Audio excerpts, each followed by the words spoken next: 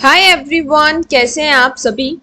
I hope आप सभी बहुत अच्छे होंगे और आप सभी की प्रिपरेशन भी बहुत अच्छे से हो रही होगी। आज हम वर्ल्ड ओशन के बारे में पढ़ेंगे। क्यों पढ़ेंगे? क्योंकि काफ़ी कंपटीशन एग्जाम के लिए ये एक बेसिक टॉपिक है। आपको ओशंस के बारे में पता होना चाहिए, क्योंकि कंपटीशन एग्जाम में घुमा फिरा के इससे फैक्चुअल क्वेश्चन पूछे जाते हैं। तो आप कंपटीशन एग्जाम स्टार्ट कर रहे हैं तो आपको वर्ल्ड ओशन के बारे में पता होना बहुत ज़रूरी है। इसलिए आज हम टोटल जो वर्ल्ड के 5 इंपॉर्टेंट ओशंस हैं उनके साइज, लोकेशन, फीचर्स और इंपॉर्टेंट फैक्ट्स के बारे में पढ़ेंगे। तो लेक्चर को लास्ट तक देखिएगा, आप सभी के लिए बहुत ही इंपॉर्टेंट होने वाला है। शुरू करते हैं। सबसे पहले हम पैसिफिक ओशन के बारे में पढ़ेंगे। पैसिफिक ओशन की साइज देखते हैं, यानी वो कितना बड़ा है, कितना गहरा है, लैंड मास क्या है, कितना एरिया कवर करता है। तो पैसिफिक जो ओशन है, the largest and deepest ocean on the earth, यानी हम पूरे अर्थ की बात करें, पूरे वर्ल्ड की बात करते हैं तो पैसिफिक ओशन सबसे लार्जेस्ट और सबसे डीपेस्ट ओशन है अर्थ के ऊपर। तो क्वेश्चन पूछे कि which is the largest and deepest ocean on the earth, तो आपको बताना है कि पैसिफिक ओशन है जो सबसे बड़ा भी है और सबसे गहरा ओशन है अर्थ के ऊपर। It's covers approximately 1/3 of the earth's surface and is larger than all earth land mass combined, यानी अगर हम उसकी अप्रोक्सीमेटली सरफेस एरिया की बात करते हैं तो वो अर्थ के पूरे सरफेस का 1/3 यानी 1/3 पार्ट कवर करता है। और अगर हम अर्थ की जितनी भी लैंड मासेस हैं, चाहे वो Asia, Europe, America, North America, South America, Africa, Oceania, इन सभी को अगर हम एक करें और दूसरी तरफ हम पैसिफिक ओशन को रखें तो पैसिफिक ओशन ज्यादा एरिया कवर करेगा, क्योंकि ये अर्थ का 1/3 सरफेस एरिया कवर करता है। It's area is around 165.2 million square kilometre, 63.8 million square mile. यानी अगर हम पैसिफिक ओशन का पूरा एरिया देखते हैं तो वो अराउंड 165 यानी 165.2 मिलियन स्क्वायर किलोमीटर एरिया है। तो आप देख सकते हैं कि पैसिफिक ओशन 1/3 यानी 1/3 पार्ट तो कवर करता है, लेकिन उसका एरिया देखते हैं तो मिलियन स्क्वायर किलोमीटर के अंदर है। अब बात करते हैं उसके लोकेशन की, यानी पैसिफिक ओशन कहाँ पर लोकेटेड है। मैप में आप सभी ने पैसिफिक ओशन देखा है, लेकिन एक थ्योरेटिकल फॉर्म में देखते हैं कि वो कहाँ पर लोकेटेड है। Extended from Arctic in north to the Antarctic in the south, bordered by Asia and Australia to the west and north south America to the eastern. यानी अगर हम उसके बॉर्डर एरिया की बात करते हैं लोकेशन, तो वो कहाँ पर लोकेटेड है। इसके नॉर्थ के अंदर आर्कटिक दिखने को मिलेगा आपको, इसके बाद साउथ में आपको अंटार्कटिका दिखने को मिलेगा, वेस्ट में ये ऑस्ट्रेलिया और एशिया दोनों से क्या करता है, बॉर्डर करता है। वहीं वेस्ट के ईस्ट के अंदर नॉर्थ अमेरिका और साउथ अमेरिका से बॉर्डर करता है। यानी ये पूरे कॉन्टिनेंट्स के बीच में लोकेटेड है। Arctic, Antarctic, Asia, Australia, south America और नॉर्थ अमेरिका, ये चारों उसको बॉर्डर करते हैं। अब आगे देखते हैं कि इसकी डेप्थ कितनी है। यानी ये जो है डीपेस्ट है, ठीक है, हमने देखा कि it is a deepest ocean है। तो इसकी डेप्थ कितनी है, तो with an average depth of around 4000 meter यानी 13,000 फीट इसकी डेप्थ है, यानी 4000 मीटर इसकी डेप्थ है। The deepest point on the earth मराइना trench which include the Challenger Deep over 11,000 meter और 36,000 feet deep is located in the Pacific। यानी ये अर्थ का डीपेस्ट ओशन तो है, लेकिन पूरे अर्थ का अगर डीपेस्ट पॉइंट आप देखते हैं, अर्थ का डीपेस्ट पॉइंट जिसे हम मेराइना ट्रेंच बोलते हैं, जिसे एक चैलेंजर डीप बोलते हैं, जो कि 11,000 मीटर और 36,000 फीट डीप है, वो हमें पैसिफिक ओशन के अंदर मिलता है। तो अगर कोई पूछे कि अर्थ का सबसे डीपेस्ट पॉइंट कौन सा है, तो वो है मैराइना ट्रेंच, जो कि चैलेंजर डीप है और इसकी कितनी डेप्थ है, 11,000 मीटर ये डीप है अर्थ सरफेस के अंदर। तो ये इसलिए डीपेस्ट ओशन है और डीपेस्ट जो पॉइंट है हमारे अर्थ का वो भी पैसिफिक ओशन के अंदर ही है। अब हम पैसिफिक ओशन के फीचर्स की बात करेंगे कि आखिर वो किस तरीके से उसके फीचर्स हैं। सबसे पहला फीचर है ring of fire.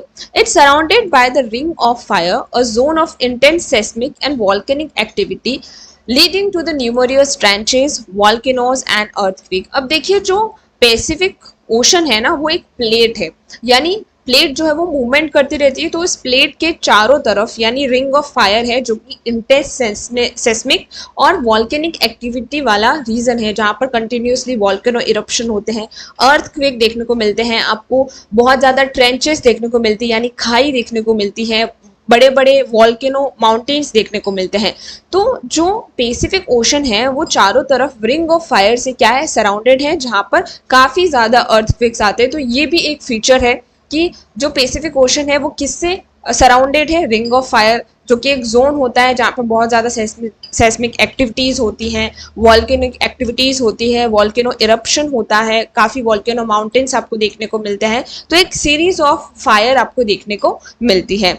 इसके बाद न्यूमरियस आइसलैंड, पैसिफिक आइसलैंड के अंदर यानी पैसिफिक ओशन के अंदर आपको थाउजेंड्स ऑफ आइसलैंड जो है वो देखने को मिलेंगे, यानी home to thousands of island, many of which are volcanic in origin. अब देखो मैंने अभी बताया कि यहाँ पर वॉल्केनिक माउंटेन्स आपको देखने को मिलते हैं, लेकिन वॉल्केनिक आइसलैंड्स भी देखने को मिलते हैं, क्योंकि जब वॉल्केनो इरप्शन होता है तो उसमें कंटिन्यूसली जो मेग्मास की लेयर जो है वो बनती जाती है और वो लेयर जो है वो काफ़ी बड़ी हो जाती है और माउंटेन का शेप लेती है और काफ़ी टाइम बाद वो वॉल्केनिक इरप्शन क्या हो जाता है, बंद हो जाता है, यानी वॉल्केनो एक्सटिंक्ट हो जाता है, तो वो एक टापू के रूप में अपना आकार ले लेता है, जिसे वॉल्केनिक ओरिजिन आइसलैंड भी कहते हैं।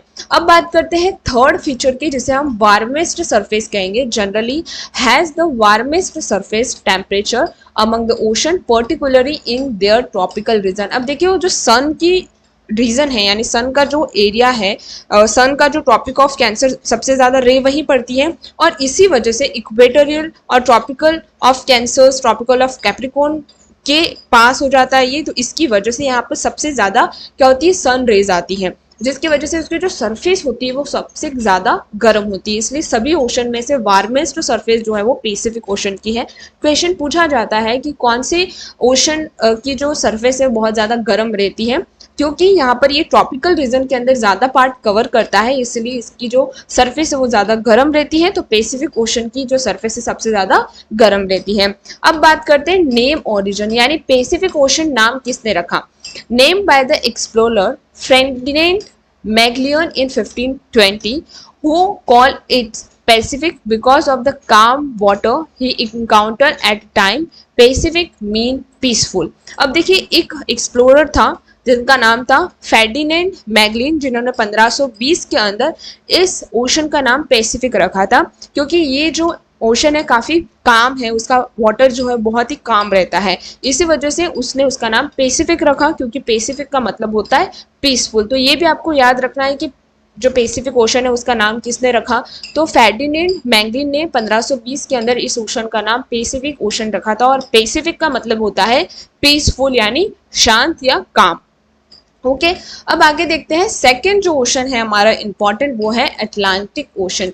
अटलांटिक ओशन की साइज के बारे में बात करें तो ये the second largest ocean, covering approximately 106.46 million square kilometer, 41.105 million square mil, which is roughly half the size of Pacific. It cover about 20% of Earth surface. अब अटलांटिक ओशन जो है हमारे वर्ल्ड का सेकंड लार्जेस्ट ओशन है, जो कि approximately 106.46 million square kilometre का area cover करता है। और अगर हम इसका कंपैरिजन करते हैं पैसिफिक ओशन के साथ, तो उसका हाफ एरिया जो है वो अटलांटिक ओशन कवर करता है, और ये 20% यानी पूरे अर्थ सरफेस का 20% जो अर्थ सरफेस है यानी एरिया है अर्थ का, उसे कवर करता है। और वो कितना करता है, 1/3 अर्थ का 1/3 जो एरिया है वो पैसिफिक ओशन कवर करता है। यहाँ पर हमारा अटलांटिक ओशन जो है वो सिर्फ 20% अर्थ सरफेस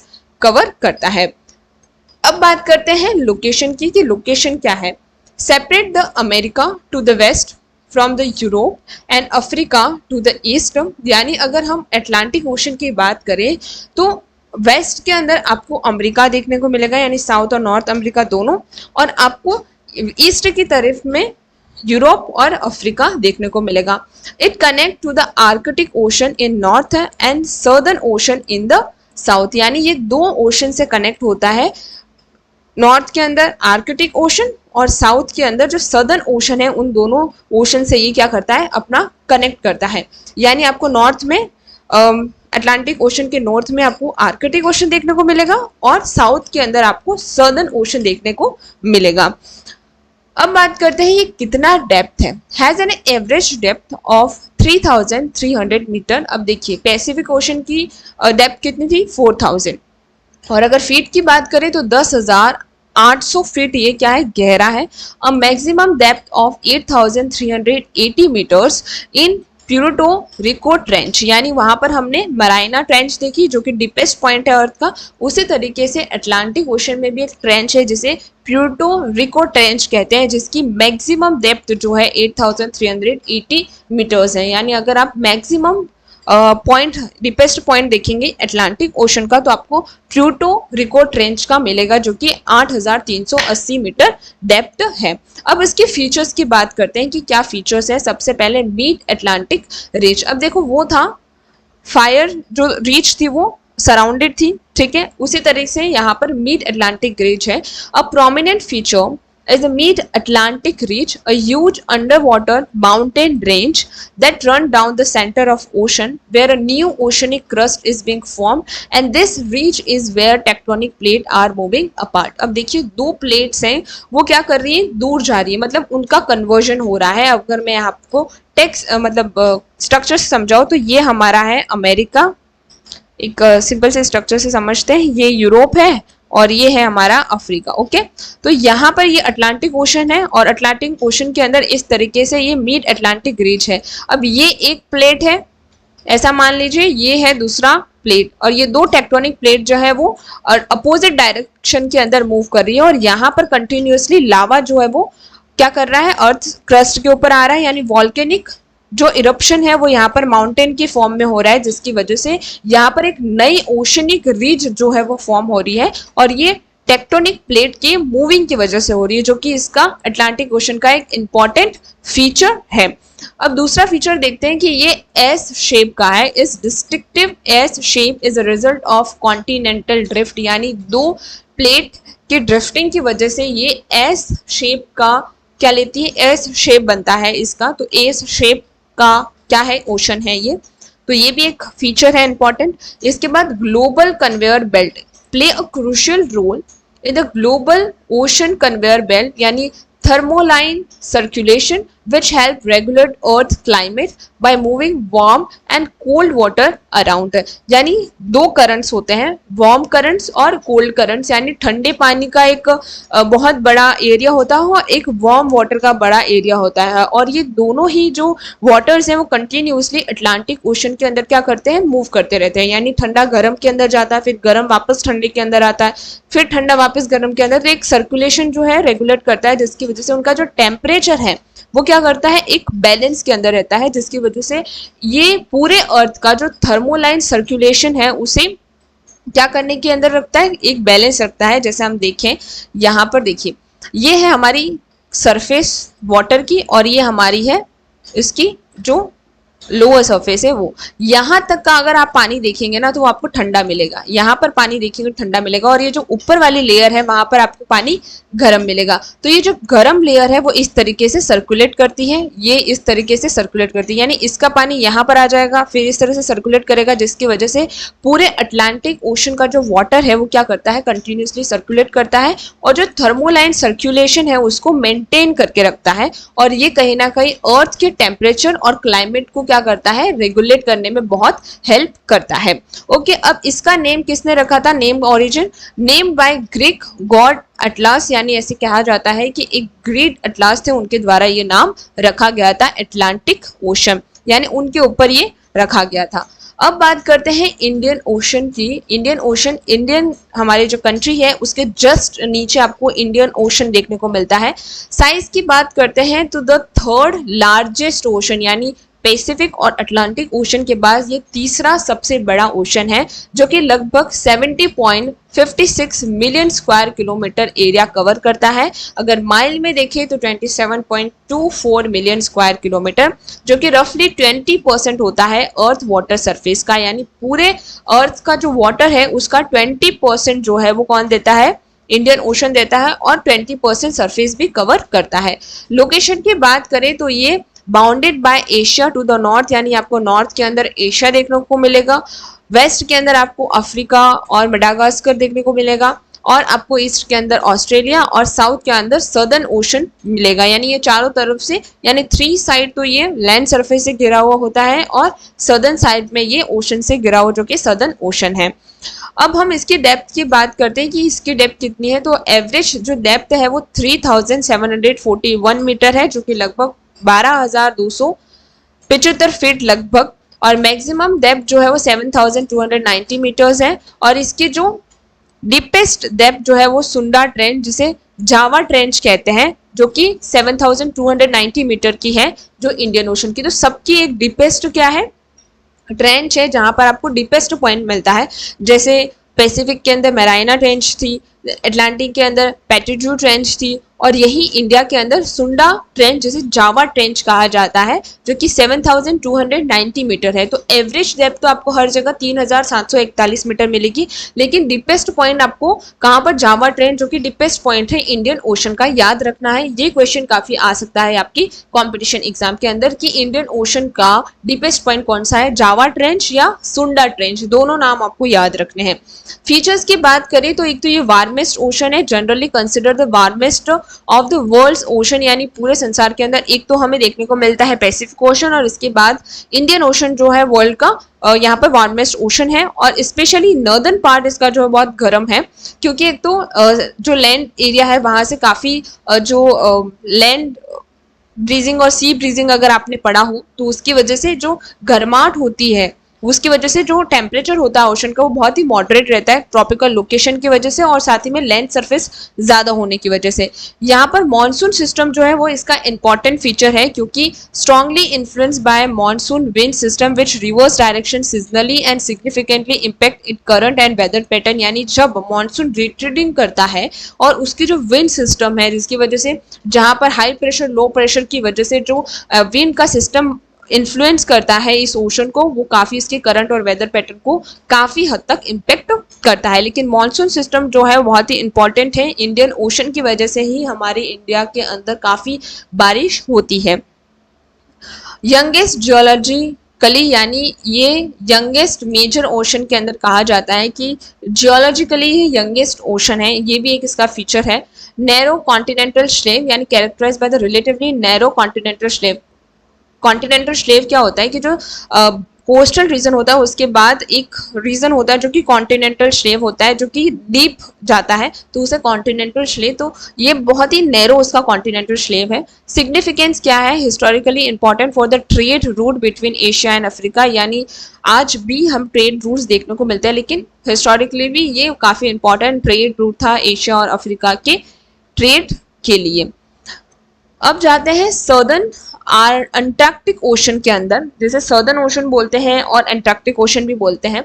इसकी साइज के बारे में बात करते हैं, ये 4th लार्जेस्ट ओशन है, जो कि 21.96 million square kilometre area cover करता है, और इसे न्यूएस्ट ऑफिशियली रिकॉग्नाइज किया गया है कि ये न्यूएस्ट ओशन है। इसके लोकेशन जो है encircle the continent of Antarctica, generally defined as a south of 60 degree south latitude, यानी आप साउथ के अंदर 60 डिग्री लैटिट्यूड के बाद का जो रीजन है वहां पर सदर्न आपको ओशन देखने को मिलता है। डेप्थ की बात करें तो ये इसकी जो रेंज है वो 4000 से 5000 मीटर, ये बहुत ही डेप्थ है, और 13,000 16,000 फीट के अंदर देखा जाए तो ये डीपेस्ट पॉइंट, अगर इसकी डीपेस्ट पॉइंट यानी सदर्न ओशन की डीपेस्ट पॉइंट की बात करें तो साउथ सैंडविच ट्रेंच जो है, जो कि 7,236 मीटर गहरी है। तो deepest point of southern ocean आपको पूछे तो साउथ सैंडविच ट्रेंच।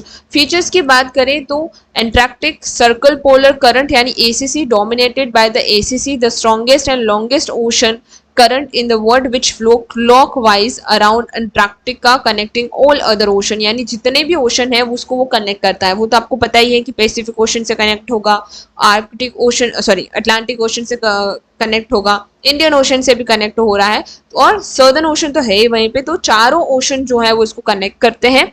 और ये ACC यानी जो सर्कुलर पोलर करंट, यानी एक सर्कुलर क्लॉकवाइज साइड में करंट जो है, यानी जो वार्म करंट और कोल्ड करंट जो फ्लो करते हैं उसके लिए काफ़ी ज़्यादा इंपॉर्टेंट होता है। कोल्ड टेम्परेचर यानी non for is extremely cold temperature, क्योंकि ये 60 डिग्री साउथ के अंदर लोकेटेड है, ऑब्वियसली वहाँ पर सन रेज नहीं जाती है, तो जो टेम्परेचर है वो ठंडा रहेगा क्योंकि वो हाई लैटिट्यूड पे लोकेटेड है। यहाँ पर स्ट्रॉन्ग विंड्स देखने को मिलेंगी और इंटेंस स्टॉर्म देखने को मिलेगा आपको वाटर के अंदर।